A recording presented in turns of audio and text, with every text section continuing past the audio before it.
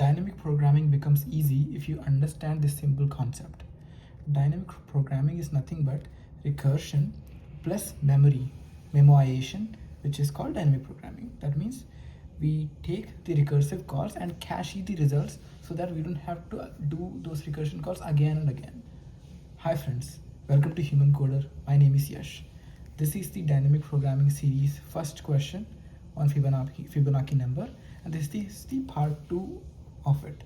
In the first part, we understood why recursion is expensive in Fibonacci number, and this part is going to be about making it efficient. So the recursion took big O of 2 power n time complexity because we had overlapping sub problems.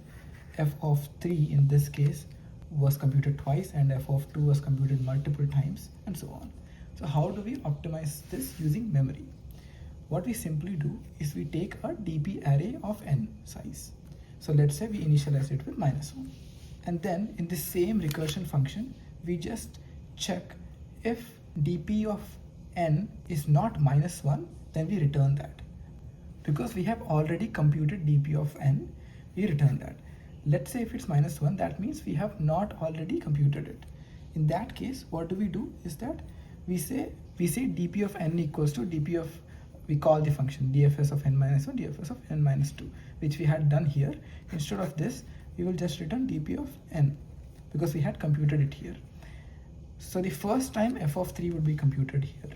Now the time complexity of this would become from big O of 2 power n to big O of n, because we only go to the nth function only once, and the space complexity would also be big O of n plus n actually, because n is the stack space and n is the size of the array, which is equivalent to big O of n. So both time and space complexity are equal here. How can we reduce this time space complexity even further? We discuss that in the next video.